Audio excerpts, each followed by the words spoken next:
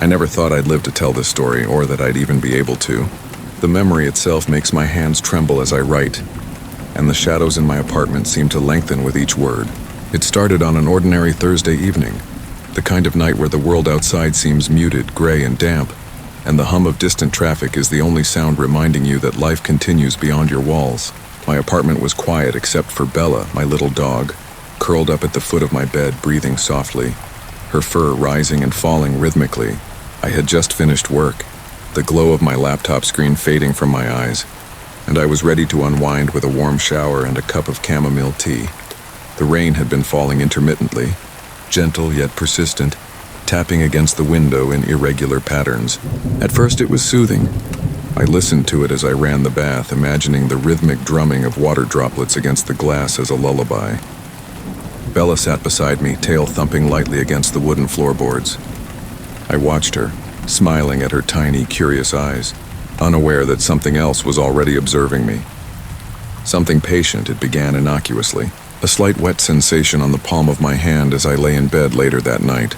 My first instinct was to glance down at Bella, who often licked my hands when I pet her before sleeping. But the touch was colder, firmer, more deliberate than her usual soft nudges. I froze, the sensation lingering, a subtle pulse that made my skin crawl. My heart raced, yet I tried to rationalize it. Perhaps my imagination, or maybe Bella had crawled up onto the bed without me noticing. The wind outside picked up, rattling the window pane with a metallic scrape. The static hum of the heater filled the background, a low vibration that seemed almost sentient, as if reacting to my unease. I lay perfectly still, listening. Bella's soft whimpers from the floor punctuated the room's eerie silence, but beneath that I heard it. Another sound. Scraping, faint, deliberate, like fingernails dragging across wood. My pulse quickened, and I tried to convince myself it was nothing. I told myself stories to explain it. An old pipe settling, a branch scratching the window, a trick of the mind. But rationalizations did little to ease the chill that ran down my spine. I felt watched, and the sensation of being observed wasn't just in my head. It pressed against my nerves, curling into the corners of the room like smoke. Shadows pooled and twisted along the walls, flickering under the dim glow of the bedside lamp. My eyes darted to the blanket, and then I felt it again. The touch, insistent, deliberate, closer this time. My stomach churned. I whispered to myself, "Bella, it's okay. It's just us here." But the sound that followed wasn't a pant or a bark. It was a whisper, too faint to make sense, brushing against my ears, blending with the rhythm of the rain. My blood ran cold. I wanted to move, to grab her, to scream, but my body seemed frozen, trapped in place by some unseen force. That's when I remembered an old urban legend, one my friend had told me years ago, laughing nervously in a dimly lit dorm hallway. Never trust the hand that licks. Sometimes it isn't your pet. I laughed nervously, trying to dismiss it, but the scraping sound intensified, closer now, synchronized with my shallow breaths. The lamp flickered, casting grotesque shadows, and then steadied, leaving me in semi-darkness. My hand twitched beneath the blanket, searching for what I had assumed was Bella's warm tongue. Instead, I felt the unmistakable weight of something else, cold, deliberate, and wrong. My pulse thundered in my ears. For the first time I understood. This was not imagination. Something or someone was in the apartment, watching, waiting, and perhaps playing a cruel game. I stayed frozen for what felt like an eternity, my hand trembling beneath the blanket as I strained to hear the noises in the room. Bella's soft whines had ceased, replaced by a deeper, more ominous silence that pressed against my ears. The wind outside hissed through the cracks in the window, carrying with it the faint, almost imperceptible creak of floorboards that were not mine. I wanted to convince myself it was just the old building settling, but the scraping beneath the bed persisted, methodical, intentional. Every instinct screamed at me to move, to light the lamp fully, to call someone, but I couldn't. My body had turned traitor. My mind raced with frantic what-ifs. What if it wasn't Bella? What if this was something worse? My breath came in shallow, uneven gasps. The sensation under the blanket shifted again, sliding along the fabric in a way that no animal could replicate. Cold fingers, deliberate and precise, tracing the length of my hand, pressing, releasing, and then pressing again. I whispered, "Bella, come here, girl." My voice cracking, but there was no response. Her little body should have moved toward me, but the floor was silent, too silent. Then came a new sound, a subtle tap, tap, tap. like someone walking on tiptoe around the edges of the room. Each step echoed faintly, synchronized with the tapping of rain against the window, creating a rhythm that seemed almost alive.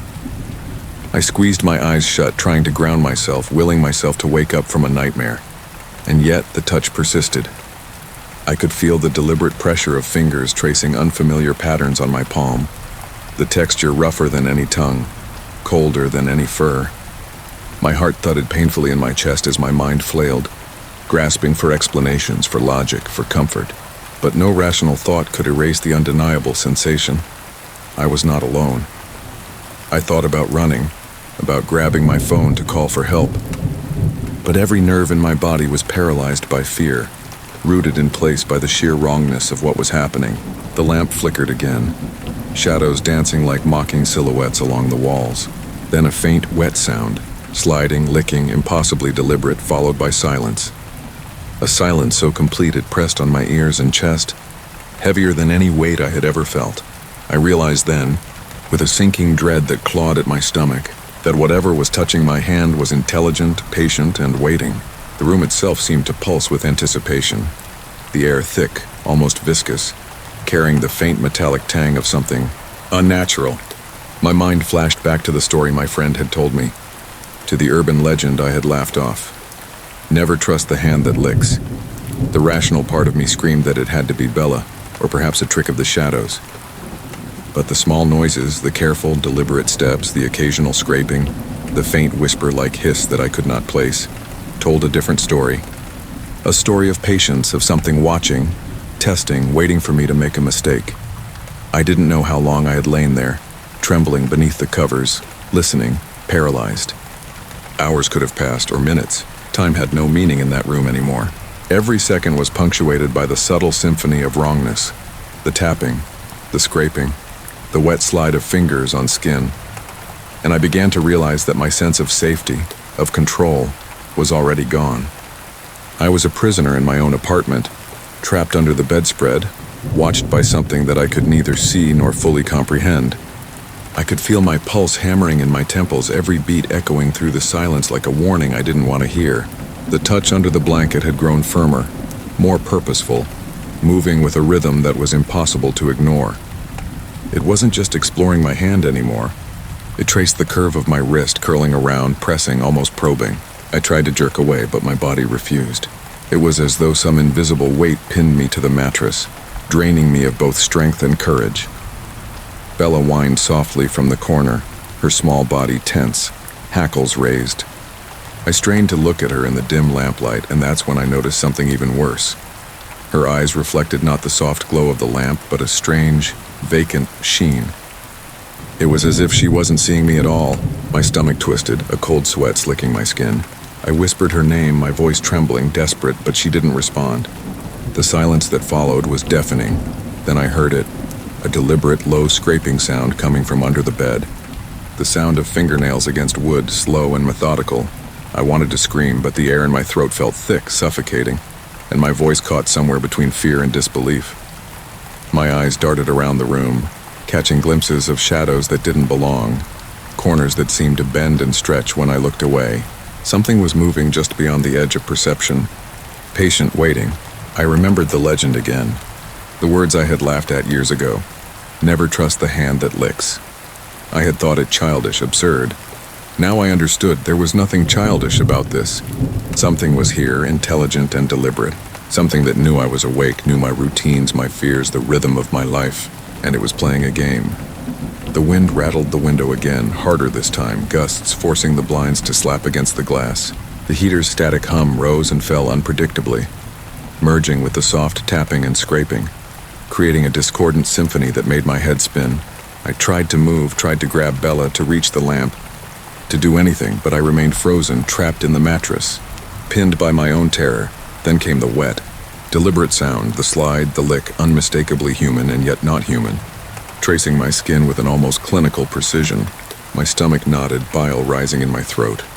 I couldn't tell if it was beneath the covers or creeping along the edge of the bed.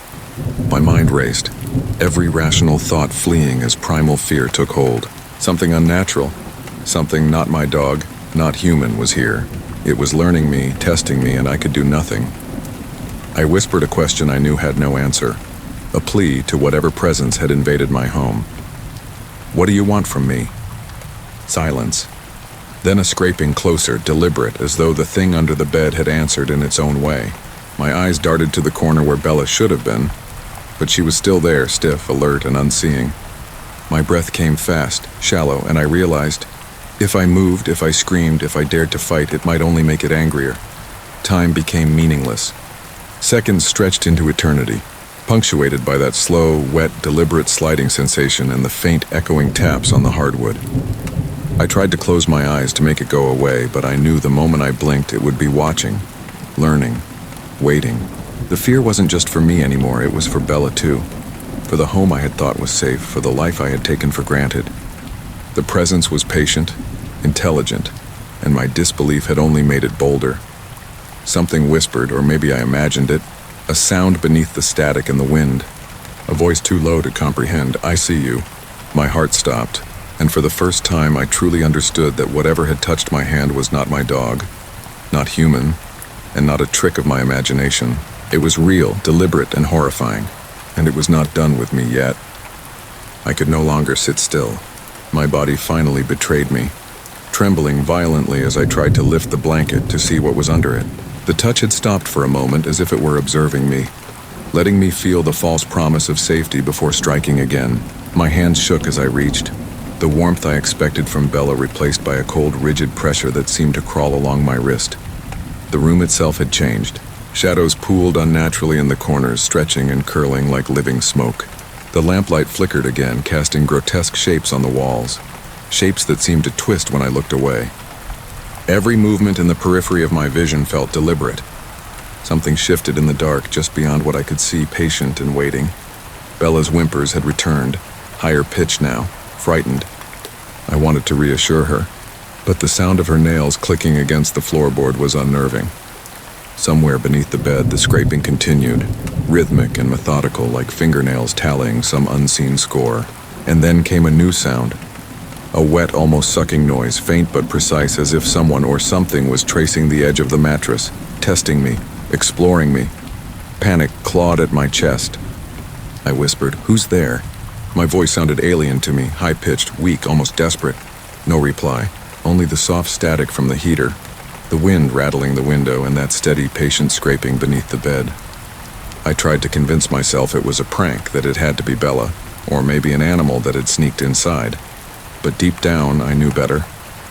My rational mind scrambled for explanations, each one crumbling under the weight of undeniable fear. I tried to pull the blanket completely off, to see, to confront whatever it was. The instant I moved, the cold touch returned, sharper, pressing along my arm, curling around my wrist with a grip that was impossibly strong yet delicate. My stomach churned. My hands shook so violently that I dropped the blanket, and a low, wet, deliberate sound followed, dragging along the bedspread as if mocking me. I turned my head toward Bella, expecting to see her small form moving toward safety.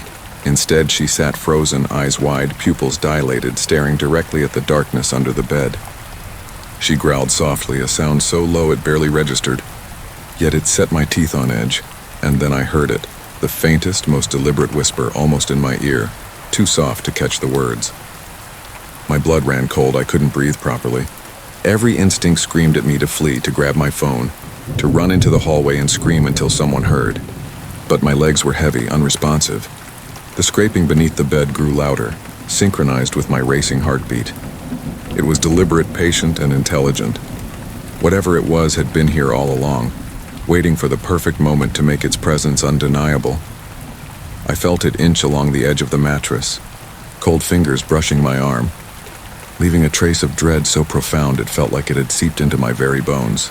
I tried to pull away, to cover myself, to push against the invisible grip, but it was impossible. It wasn't just a hand, it wasn't just a presence. It was a force, studying me, understanding me, waiting for me to break. And in that moment, I understood fully that nothing in my apartment, nothing in my safe little world, was as it had seemed. The legend, the words I had dismissed so long ago, echoed in my mind like a curse. Never trust the hand that licks. And now I had learned the terrifying truth of that warning. I couldn't stay in bed any longer. The fear had built into a tight, unrelenting knot in my chest, and my mind screamed at me to move, to run, to do anything. Trembling, I swung my legs over the side of the bed, every muscle screaming in protest. That's when I heard it again. The scraping, deliberate and slow, as if the thing beneath the bed was measuring my every heartbeat. The sound seemed to come from everywhere and nowhere at once, echoing off the walls, mingling with the tapping of the rain and the soft hum of the heater. Bella froze where she sat, ears perked, growling low.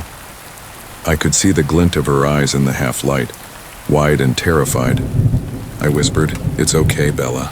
It's just us," but even my words sounded hollow.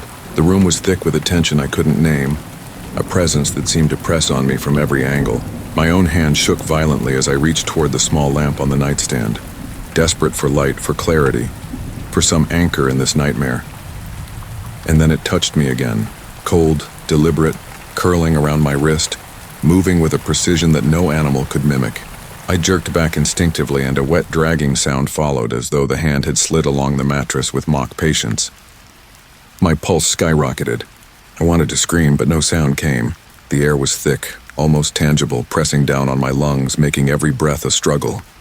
I stumbled toward the lamp, hands shaking so badly I nearly dropped it. Flicking it on fully, I tried to illuminate the space under the bed. Nothing. Only shadows, dense and unnerving, pooling in the corners like ink. The scraping stopped for a heartbeat, replaced by a faint whisper, a sound almost too soft to hear, brushing against my ear, teasing me. My stomach churned. My logical mind told me it had to be my imagination, but my body refused to lie. Every hair on my arms stood on end, every nerve screaming that I was being watched. I crouched, trembling, trying to look under the bed.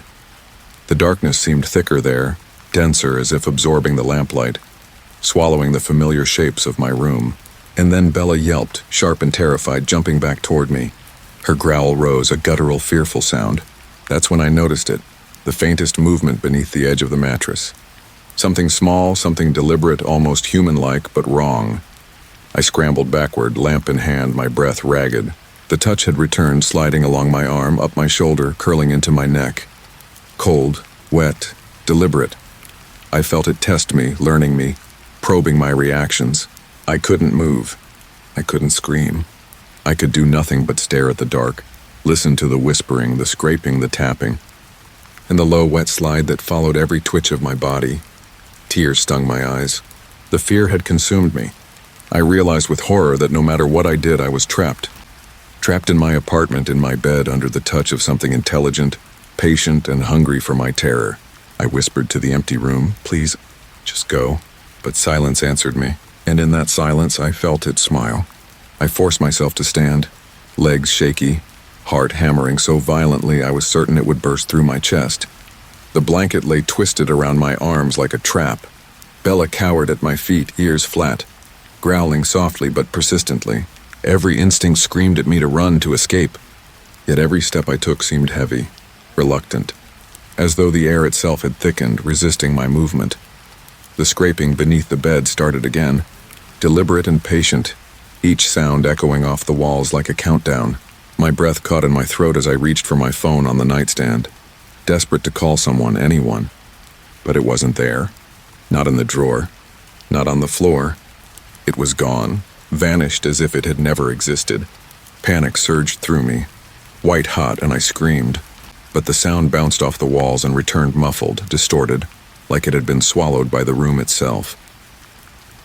Then came the touch, not under the blanket this time, but along my ankle, sliding up my leg with a cold, wet pressure that made my skin crawl. I twisted, trying to break free, but the grip followed, testing, teasing, knowing. My mind raced with questions I didn't want the answers to. What was it? Why me? How long had it been here, watching, waiting? Each heartbeat echoed, a drumbeat of dread, accompanied by the soft, sinister rhythm of scraping nails, wet sliding, and an almost imperceptible whisper that grazed my ear with promises I couldn't understand.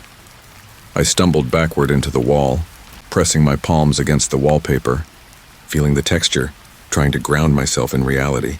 Bella whimpered again, her growl rising in volume, but the creature, or whatever it was, didn't retreat. The cold, wet sensation crept higher, wrapping around my wrist and forearm, slow, deliberate, learning me, adapting. I felt like a puppet, Every movement anticipated, countered. The lamp flickered violently, casting long, twisting shadows across the room.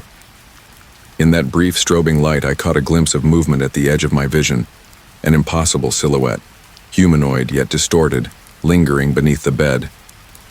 And then it was gone, swallowed by darkness, leaving me trembling, hyper-aware of every creak, every drip of rain, every whisper of wind. I collapsed to the floor, shivering uncontrollably, whispering frantic pleas to myself, to Bella, to whatever might hear. Stay away. Go. Leave us alone. But there was no response, only the oppressive presence pressing on me, heavy and undeniable. The scraping, the wet sliding, the faint, sinister whisper. They continued, threading through my mind, suffocating, relentless. I realized then, with absolute clarity, that I was no longer safe. Not in my bed, not in my apartment, not even in my own skin. Whatever this was, it had claimed this space, claimed me, and it wasn't done. And in that moment, as the shadows deepened and the cold touch lingered like ice crawling through my veins, I understood that my nightmare had only just begun. I knew I had to do something. Sitting there, paralyzed with fear, was no longer an option. Every second I lingered, every heartbeat, every shallow breath, seemed to feed the presence in the room. Bella whimpered beside me, small body trembling, ears flattened. I wanted to gather her in my arms, to run, to escape, but every step felt like wading through invisible molasses, heavy and slow. The scraping beneath the bed had grown louder, more deliberate. It was rhythmic now, almost musical in its precision, a chilling cadence that my mind tried to ignore but failed. Then came the touch again, sliding up my ankle, crawling over my calf, curling around my wrist. Cold, wet, purposeful, it was learning me, mapping me, testing my reactions. I recoiled only to feel it repeat as if mocking my fear. I tried to speak, to assert control, whispering Bella's name, pleading silently with the dark. But the room swallowed my words.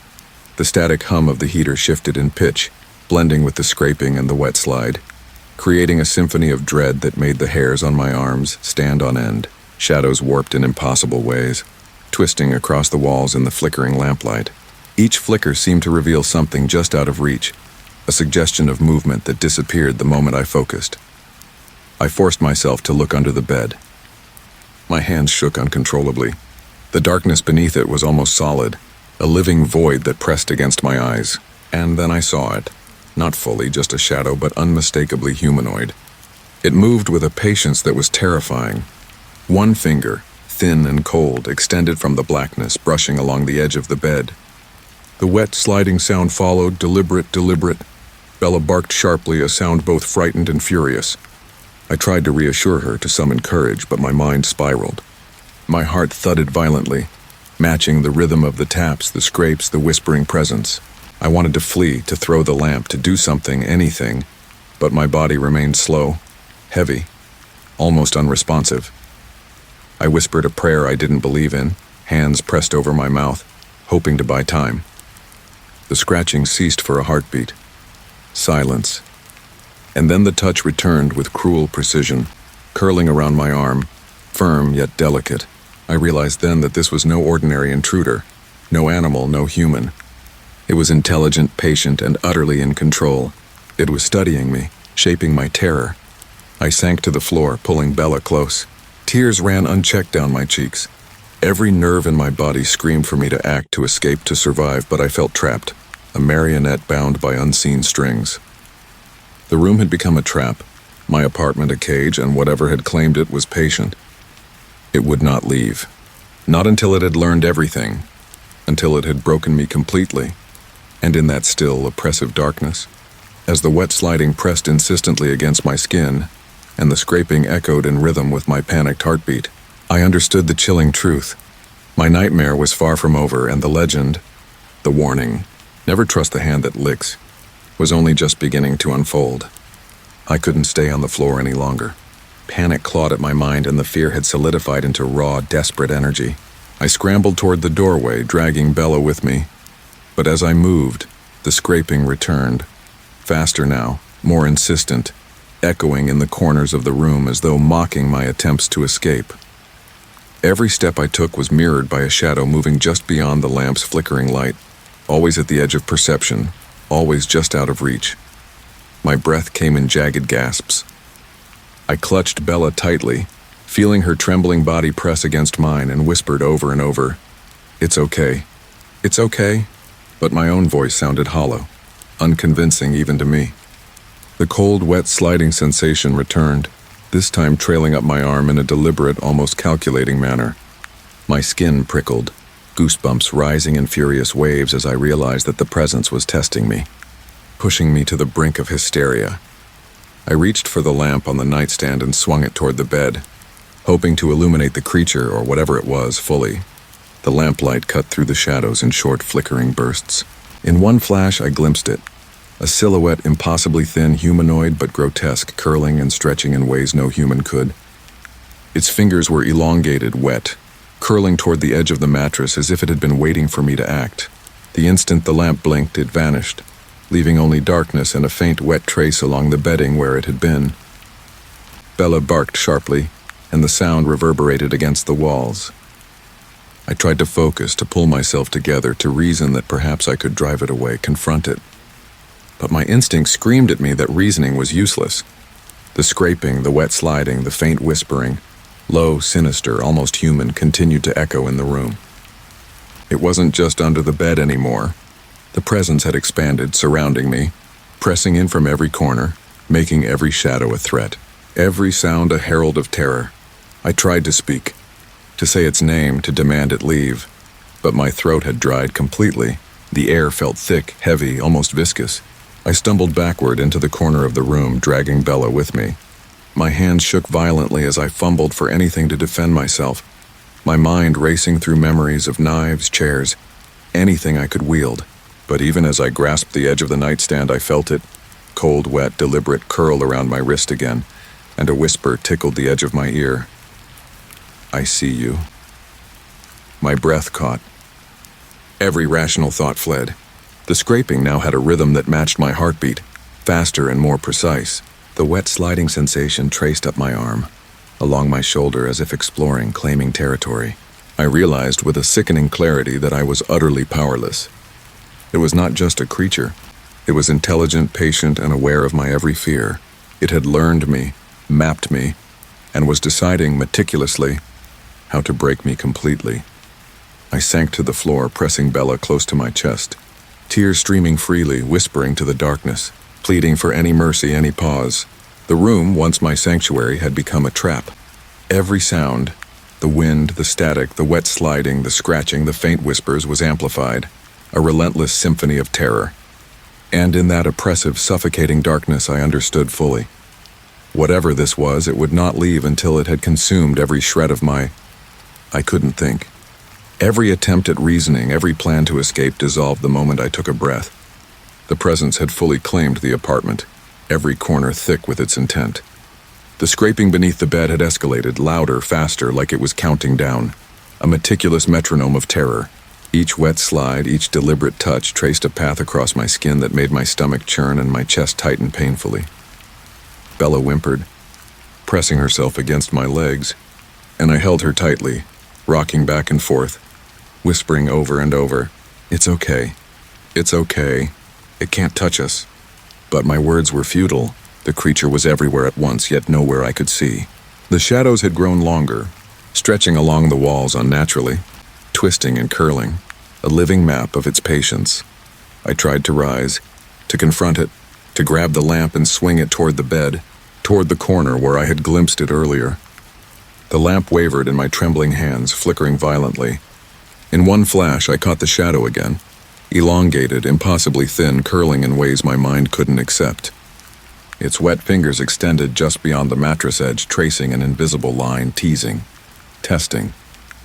Then it vanished, leaving only darkness and the faint echo of a deliberate, wet sliding noise that crawled along my arm. I stumbled backward, dragging Bella with me, my breath ragged. Every sound, the tapping rain, the whistling wind, the low hum of the heater, the scraping beneath the bed, melded into a symphony of terror. My ears strained to catch anything familiar, any reassurance, but the room had been claimed, every detail tainted with its presence. I clutched Bella closer, tears stinging my eyes, whispering frantic, desperate prayers I didn't believe in. The wet touch returned, pressing along my wrist, up my arm, and curling around my neck. My skin prickled, my hair stood on end.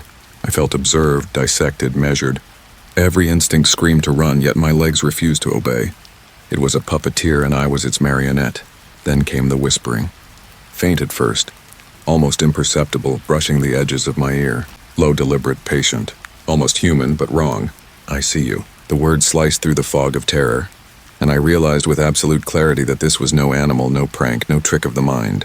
It was intelligent, patient, deliberate, and it had chosen me.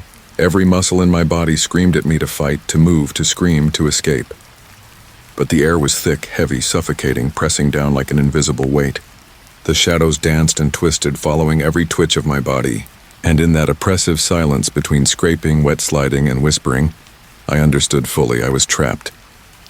The legend, the warning I had to move. Sitting there, trembling, clutching Bella was no longer an option. Every second spent frozen seemed to feed it, to strengthen its presence. The scraping beneath the bed had grown maddeningly precise. A slow, deliberate counting that synchronized with my racing heartbeat. The wet, sliding sensation traced along my arm again, cold and deliberate, as though testing the limits of my fear. I staggered to my feet, dragging Bella with me, every muscle burning with exhaustion and panic. My eyes darted around the room, trying to spot any escape, any familiar object to give me leverage. Shadows twisted and elongated with each flicker of the lamp, moving like living tendrils, responding to my movements, mocking my desperation. I realized with a sickening clarity that this place, the room I had always called home, was no longer mine. It belonged to it. I tried to speak, to summon courage, to call out, but my voice trembled and cracked. Each word was swallowed almost immediately, absorbed into the oppressive darkness. And then I felt it, sliding along my shoulder, cold and wet, brushing against my neck. I shivered violently, my hair standing on end. The whisper came again, low, deliberate. I see you. Its presence wasn't just physical, it was psychological. A force bending my mind, probing my terror, mapping my weaknesses. I grabbed the lamp and swung it toward the bed. The shadows danced violently across the walls, and for a fleeting moment I saw it. An elongated humanoid figure, impossibly thin, curling and twisting in ways my eyes refused to accept. Its fingers were long, wet and curling around the mattress as if claiming it, asserting dominance over every inch of the room. And then it vanished again, leaving only darkness and the echo of wet sliding along the bed. Bella whimpered, small and terrified, pressing herself against my legs. I whispered over and over, "It's okay. Stay with me." But I knew it wasn't okay. Nothing could be okay. The scraping beneath the bed had grown more urgent, more insistent, a relentless percussion in my ears. My heart pounded in sync with it, a rhythm of terror that left me breathless. I tried to reach under the bed to confront it, to grab at anything, but my hands met only emptiness. The cold, wet touch followed, curling around my wrist and forearm. Every instinct screamed to fight, to flee, to survive. But I felt powerless, paralyzed by the intelligence, the patience, the sheer malevolence of whatever had entered my home. Time had lost meaning. Seconds stretched into hours. Every sound, the wind rattling the window, the low hum of the heater, the wet sliding, the scraping, the faint whispers, merged into a suffocating symphony of terror. And in the center of it all, I clutched Bella tightly, whispering frantic, useless prayers, knowing deep down that this presence would not relent, that the legend had come alive, and that I was utterly, hopelessly trapped. I could feel my mind slipping. Hours, maybe minutes I couldn't tell, had passed in a haze of terror. Every sound, every shadow, every brush of cold, wet fingers against my skin gnawed at my sanity. The scraping beneath the bed had become maddeningly precise, almost musical, a cadence that matched the pounding of my own heart. I tried to focus, tried to plan, but every thought was swallowed by fear, and every movement felt anticipated, countered. Bella whimpered again, tiny body shaking. I pressed her close to my chest, whispering frantic reassurances, though they rang hollow even to my own ears. I could feel the presence tracing along my arm, curling around my wrist, testing me, learning me. The lamp flickered violently, casting jagged shadows across the walls, twisting familiar shapes into grotesque forms. I saw movement, an impossibly thin, elongated silhouette shifting beneath the bed, curling and stretching, observing, waiting. Desperation overtook my paralysis. I lunged for the space under the bed, hands trembling violently. The cold, wet touch shot up my arm, sharper this time, like a deliberate warning. My body screamed in pain and terror. I tried to pull away, to run, but my legs felt heavy, almost paralyzed. The whisper came again, low, deliberate. "I see you." My blood ran cold. It wasn't human. It wasn't Bella. It was something else, something patient, intelligent and cruelly amused by my fear. I scrambled to the doorway, dragging Bella with me, but every step was mirrored by the shadow moving at the periphery of the lamp's flickering light. It was patient, taunting, knowing every move I made. The static hum of the heater rose and fell erratically, merging with the scraping and wet sliding into a suffocating symphony that pressed down on my ears, my chest, my very mind. I pressed my back against the wall, clutching Bella tightly, trying to calm my racing heart. The lamp's light danced across the room, illuminating grotesque shadows in corners, on the ceiling, on the bed itself. And there it was again, a quick flash beneath the bed, humanoid but impossibly thin, stretching in ways no human could. Its elongated fingers slid along the mattress edge, wet, deliberate, tracing lines of dread across my consciousness. I whispered prayers I didn't believe in. I begged silently, tears streaming down my cheeks, shaking, but nothing answered except the wet, sliding touch curling along my arm and the low, deliberate scraping beneath the bed. Every instinct screamed to fight, to flee, to survive, but I felt powerless, trapped, overwhelmed. The legend, the words I had dismissed so long ago, "Never trust the hand that licks," had become terrifying reality. And it was far from over. I could no longer deny it. Whatever had been lurking, watching, touching me beneath the bed, beneath the sheets, it was real. Every instinct, every shred of rational thought screamed that my apartment had been invaded by something beyond comprehension. The scraping beneath the bed had grown louder, precise, deliberate. It moved with a rhythm that mirrored my own racing heartbeat, mocking me. Bella pressed herself against my legs, shaking violently, growling low, her tiny body tense. I clutched her close, whispering her name, my voice trembling uncontrollably. Then the cold, wet touch returned, not just on my arm this time, but trailing along my neck, across my shoulder, deliberate, testing, learning. I jerked backward, pressing my back against the wall, only to feel it curl around my wrist again, a cruel reminder that I could not escape. The lamp flickered violently, shadows twisting unnaturally, dancing along the walls and ceiling. In that brief flash, I saw it fully, or as much as I could bear to look at. A humanoid shape, impossibly thin, curling and stretching in ways no human could, looming beneath the bed, its elongated, wet fingers traced along the mattress edge, precise and deliberate, leaving a trail of dread. The whisper followed, low and deliberate. "I see you." I tried to scream, my voice caught, strangled by terror. Every movement I made seemed anticipated, mirrored by the presence that had claimed this space. The scraping beneath the bed accelerated, almost musical in its rhythm, merging with the wet sliding along my skin. My body shook uncontrollably as I realized I was utterly powerless. I lunged for the doorway, dragging Bella with me, but every step was met with resistance. Not physical, but oppressive, heavy, as if the air itself had thickened.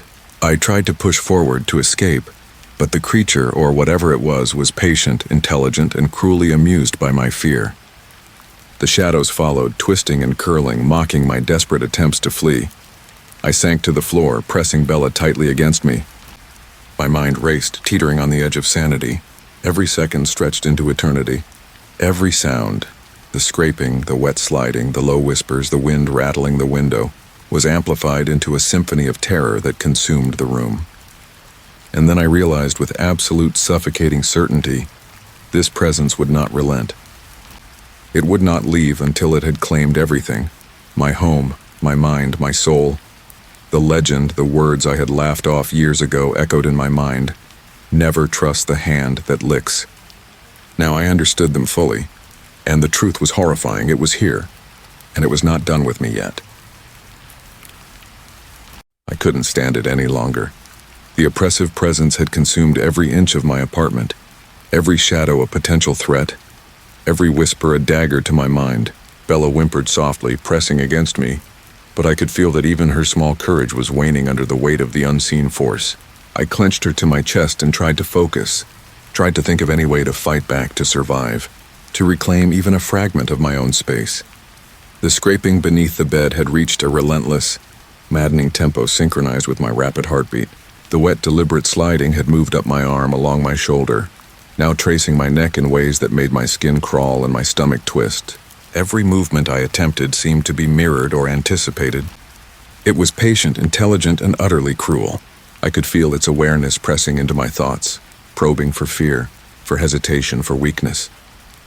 I grabbed the lamp again, swinging it toward the bed, desperate to illuminate the creature. Shadows danced violently across the walls, but the figure beneath the bed remained partially obscured, twisting and curling in impossible ways. Its elongated fingers, glistening wet, slid along the edge of the mattress, tracing patterns I could neither comprehend nor escape. The whispering came again, low and deliberate, almost inside my skull. "I see you." My mind was teetering on the edge of collapse. I tried to pull myself up, to flee, to escape this nightmare, but the room felt alive, resisting me at every turn. The scraping grew louder, faster, almost mocking in rhythm, and the wet sliding sensation pressed against my wrist, testing, claiming. Bella barked sharply, a tiny, frightened voice in the maelstrom of horror, and I realized how utterly alone we were. Desperation overtook reason. I lunged at the bed, trying to confront the thing, to force it into the light, to make it reveal itself fully. The moment I leaned closer, the wet sliding returned, crawling over my hand, up my arm, chilling my very bones. My hair stood on end, sweat running cold down my spine. The whispers intensified, echoing in my ears, incomprehensible yet terrifyingly deliberate. I collapsed to the floor, chest heaving, tears streaming down my cheeks. Every instinct screamed at me to fight, to flee, to survive, but there was no escape. Every sound, every shadow, every whisper, every scraping touch was calculated to break me. The presence had claimed my apartment, my sanity, and my very perception of reality. I was trapped, utterly helpless, caught in a nightmare that had taken physical form. And then it pressed closer, curling along my neck and shoulder in a final, deliberate stroke. I shivered uncontrollably, understanding with bone-deep certainty that this was only the beginning. The legend I had dismissed, the warning I had laughed off, had come alive. Never trust the hand that licks. And now there was no turning back. I was no longer thinking, only reacting. Every nerve in my body screamed in terror as I pressed Bella tightly against me, trying desperately to make myself small, invisible, as if hiding could stop what was coming. The scraping beneath the bed had accelerated into a relentless, rhythmic assault, each tap and drag synchronized with the wild thumping of my heart. The wet, deliberate sliding moved along my arm, my shoulder, my neck, cold, unyielding, intimate in the most terrifying way. The lamp flickered violently, throwing the room into strobing shadows. In one horrifying flash, I saw it fully. Its shape was humanoid, impossibly thin, twisting and curling like smoke trapped in a solid form. Fingers elongated and glistening wet traced the mattress edge, reaching toward me with a patient, methodical intelligence. Its presence filled every corner of the room, pressing into my mind, bending my perception, making the shadows breathe. The whisper returned, now multiple voices, low and deliberate, echoing in my skull. "I see you. You cannot escape." I screamed finally, the sound raw and strangled, but it was swallowed immediately, absorbed by the darkness. The air was thick, viscous, as if it had weight. Every movement I made was anticipated. Every attempt to flee was countered by an invisible force pressing against me. Bella yelped, trying to flee my arms, and I felt the cold, wet touch brush along her fur, sending a shiver of fear through both of us. Desperation clawed at my mind. I lunged, swinging the lamp with trembling hands, trying to force it into the light, but it vanished into the shadows, only to appear again moments later, just out of reach, its elongated fingers tracing lines of dread along the floor, the walls, the bed, everywhere. The scraping, sliding, whispering were a symphony of terror, designed to break me completely. I collapsed to the floor, rocking Bella against me, tears blinding my vision. The lamp fell, flickering out, leaving me in suffocating darkness. The last thing I felt was the cold, deliberate touch sliding along my neck, whispering in my ear impossible words that my mind tried and failed to comprehend. "I see you," always, and then silence. The room went still, but the weight of its presence lingered, pressing down, claiming the space. I didn't move. I didn't breathe. I waited, paralyzed, knowing the story wasn't over, knowing the legend had not yet finished its cruel work. Whatever had entered my apartment, whatever had claimed my hand, my home, my sanity, it was patient. And I was trapped alone, with only the memory of its touch and the whisper in my mind. Never trust the hand that licks. Hours, maybe days, I couldn't tell, passed in a haze of terror and paralysis. The presence never left, not fully, not entirely. Even in the moments of silence, the memory of the cold, wet touch lingered along my skin, the scraping beneath the bed echoing in my ears, and the low, deliberate whispers vibrating inside my skull. Bella had stopped moving beside me, pressed tightly against my chest, her small body trembling, her eyes wide and unseeing. The apartment no longer felt like home. It was a cage, a theater for the patient cruelty of something I could not name. I tried to speak aloud, to reassure myself, to summon courage, but every word was swallowed by the oppressive darkness, absorbed into the unseen presence that seemed to pulse through the walls and floor. The wind rattled the window, faint now, merging with the distant hum of the heater, but it didn't comfort me. Every sound carried memory, the scraping, the wet sliding, the whispering, that made my skin crawl and my heart hammer. I realized then that no one could help me. No light, no weapon, no rational thought would matter. It had claimed this space, my mind, and perhaps even my soul. I lifted my trembling hands and ran them along my arms, desperate to feel reality, to convince myself this was just a nightmare. But the cold, deliberate touch returned, ghosting along my wrist and neck, brushing against my hair as if reminding me of its constant presence. I shut my eyes, praying that when I opened them it would be gone. But nothing changed. The apartment remained a trap, shadows pooling in impossible ways, the silence punctuated by the faintest, cruelest sounds, scraping, sliding, whispering. I whispered a question, barely audible. "What do you want?" The room responded only with silence, but it was a silence heavy with intent. I could feel it in the air, in the shadows, in the very walls pressing inward. It had no face, no eyes I could recognize, yet it knew me intimately. My fears, my routines, my desperation. And in that knowledge, in the patient cruelty of its waiting, I understood that I had become part of its game, its observation, its story. Bella whimpered once more, tiny and vulnerable, and I pressed her closer. I didn't move. I didn't breathe fully. I simply existed, aware of every sound, every shadow, every touch that wasn't there but was. The scraping faded, leaving only the wet, deliberate memory of what had touched me and the whisper that lingered. "I see you." I don't know how long I stayed like that, trapped in a liminal space between fear and consciousness, between the known and the unknowable. I only know one thing with certainty. The legend was true. Never trust the hand that licks. And as long as I live, I will never forget it. The question that haunts me now, the question I cannot answer, remains. Was it ever really gone? Or is it still there, waiting, patient, intelligent, just beyond the corner of my perception, watching and knowing that I am alone?